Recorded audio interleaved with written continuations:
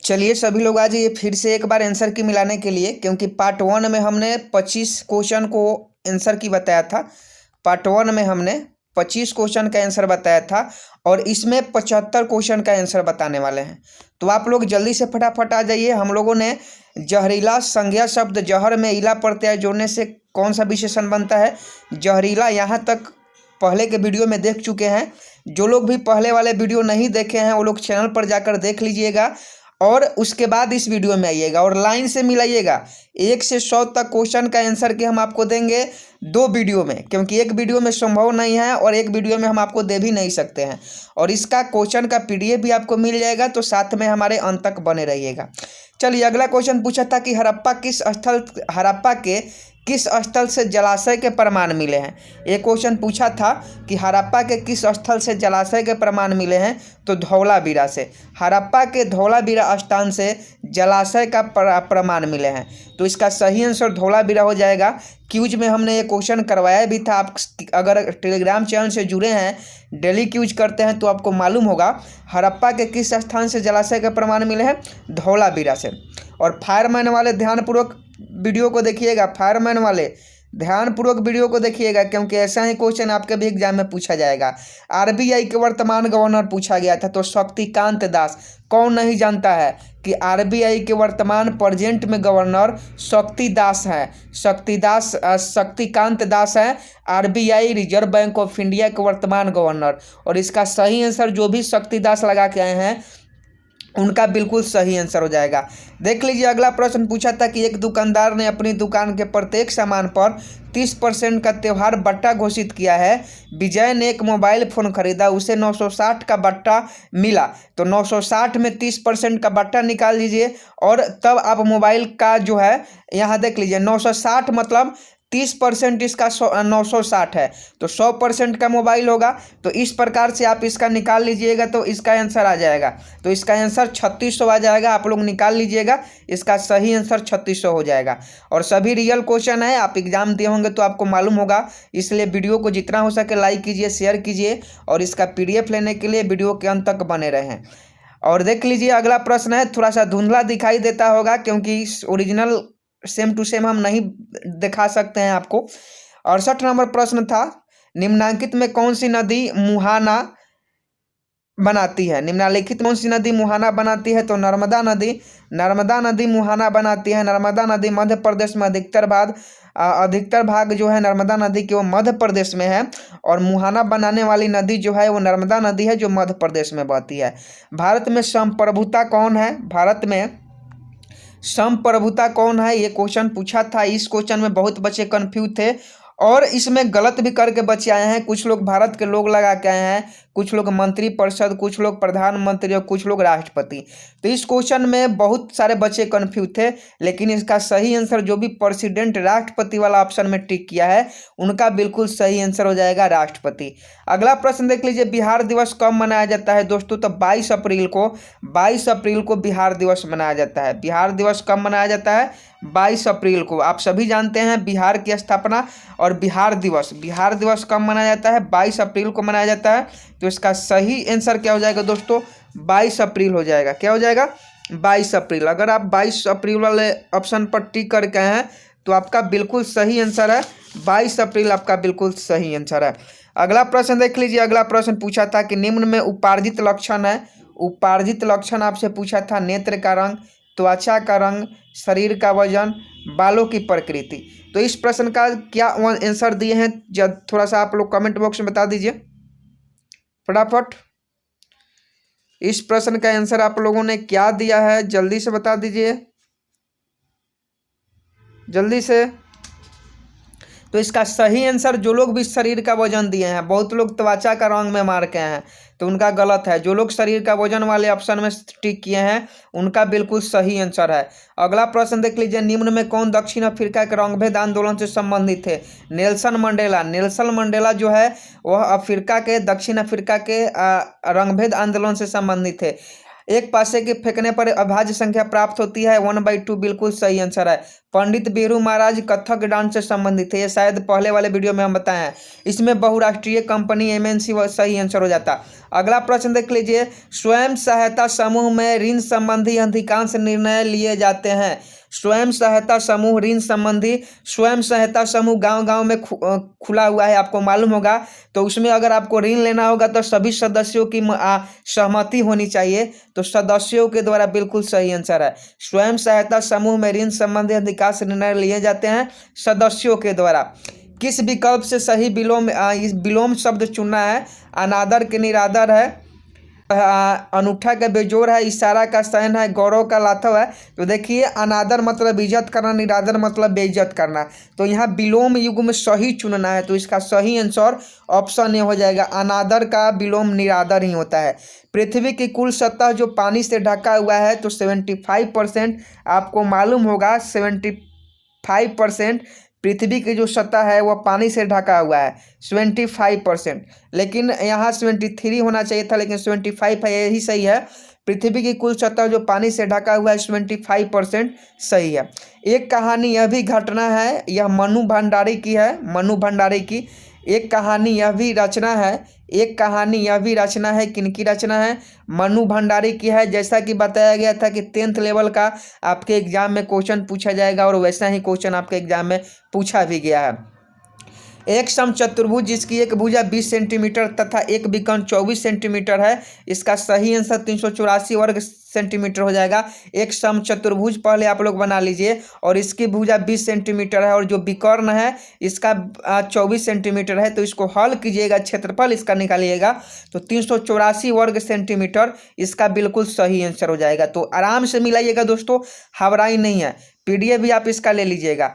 यहाँ देख लीजिए, 10 मीटर 5 मीटर विमाओं के एक कमरे में रखे जा सकने वाली सबसे, यहाँ क्या है दोस्तों, बर्फ वाल कुछ यहाँ लिखा है, साफ नहीं लंबी छड़ की लंबाई है, लंबी छड़ की लंबाई पूछा है, तो 15 मीटर इस प्रश्न का बिल्कुल आपका सही आंसर हो जाता।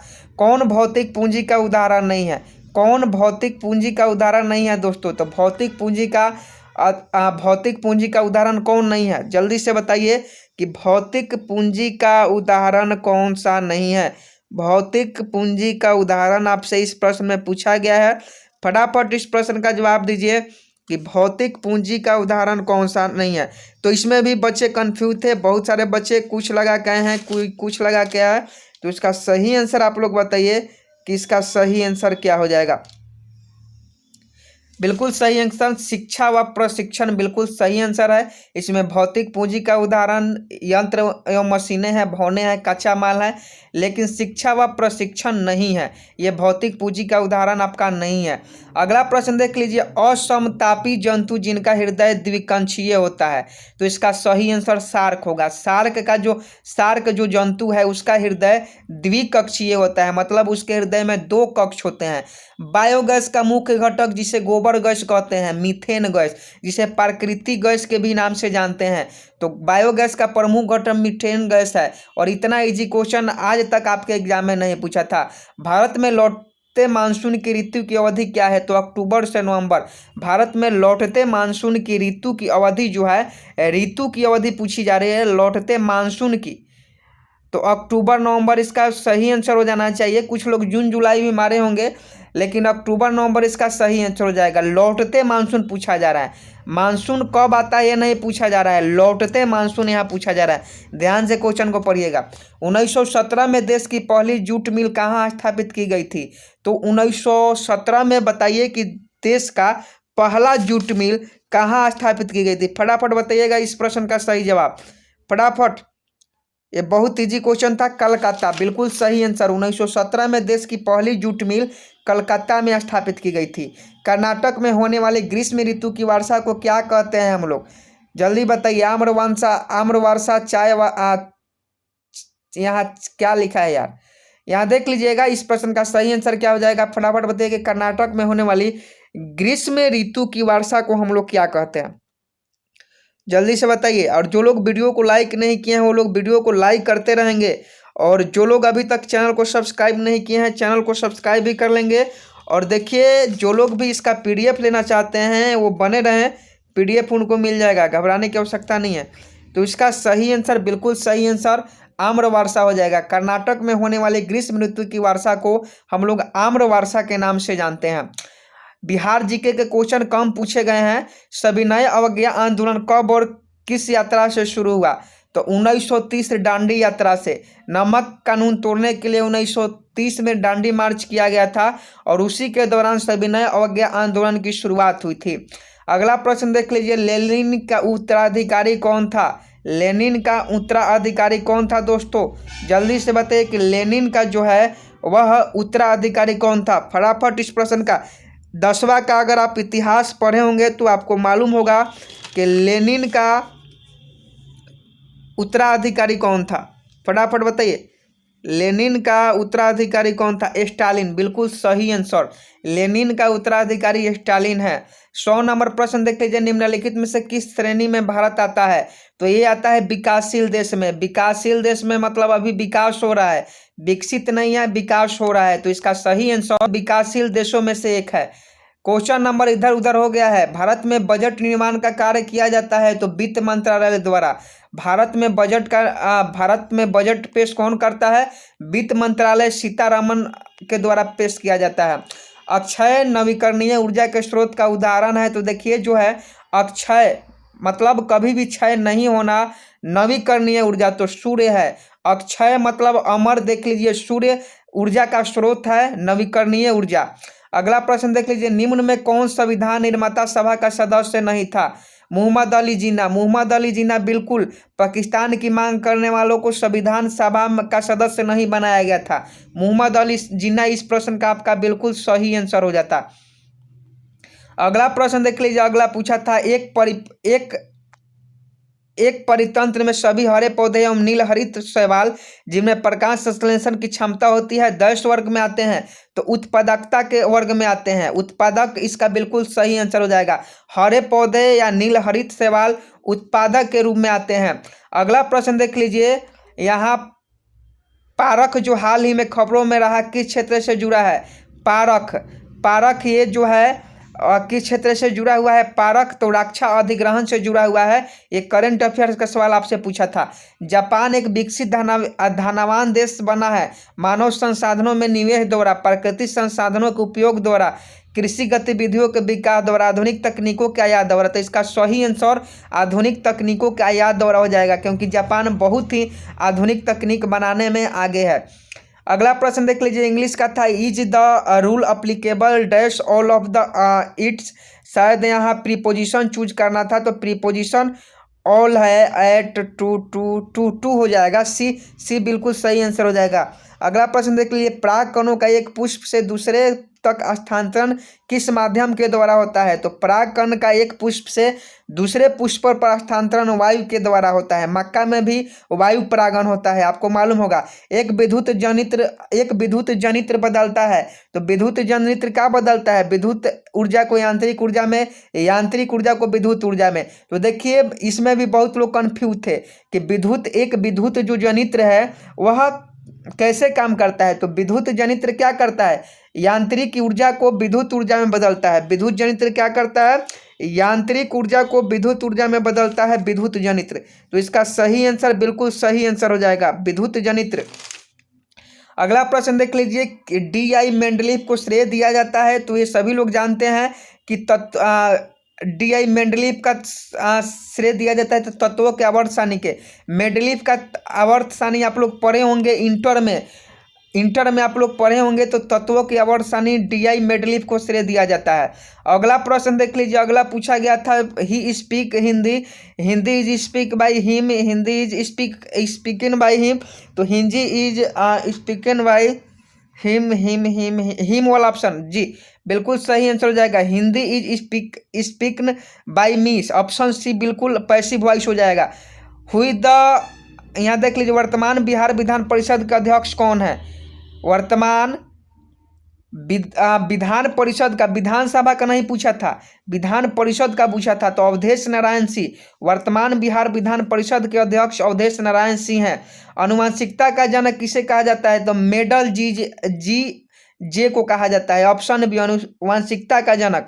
आप सभी जानते हैं प्रथम युद्ध कब हुआ था? 1914 में हुआ था।